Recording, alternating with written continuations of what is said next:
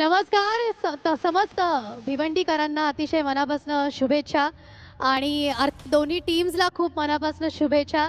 धर्मराजा चषकला 2023ला खूप साऱ्या शुभेच्छा.